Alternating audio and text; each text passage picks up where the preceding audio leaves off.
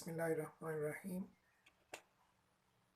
I am Saeed Akhtar from Army Public School and College at Kent. Dear student, I am your computer teacher. Today we discuss Module 1, Task 3. The topic of the module is Key and Relationship. What is a key? Key is a function name in a database management system. Key stops the double entry in a field. Field means a specific column where key stop the any double end name of a person or his ID. Here is a primary key which is included in our syllabus. Actually, it is the kind of key. Primary key. A primary key is a candidate key that is most appropriate to be the main reference key for the table. It is a primary key of a reference for the table. It is used throughout the database to help establish relationships with other table. Example of the primary key is one field which shows the primary key, which is the student ID. Primary means the beginners. Okay, when we use a primary key in a first table, this is called ID field. And you know, when a student use this ID field, we mostly issue a one ID, for example a roll number, which is not a double, which we cannot issue any double entry into this field.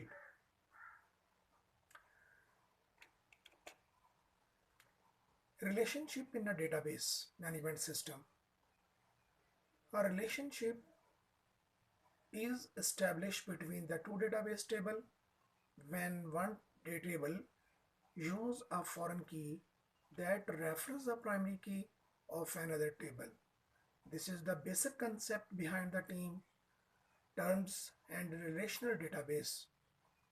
Actually, relationship mean one column relate to the other column. For example, if we issue a roll number to a student, then we must issue a section name to that person. It means we relate one column and then second column and then the section is a third column. In this way we create a relationship in the table. The example of relationship is a very simple.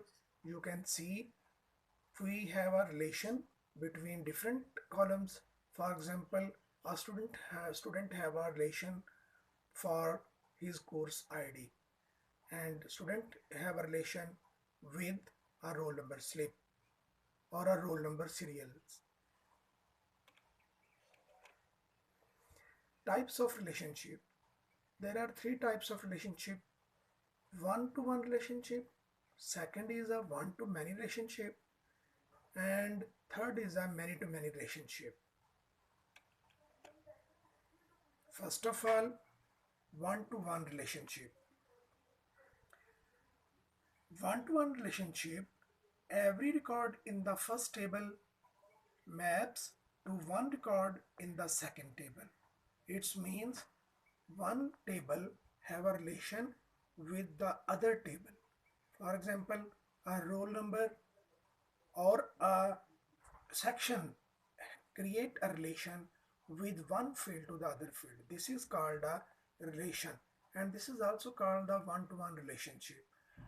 The simplest example of a database management system of a one-to-one relationship, we can say the father have a relation with his son.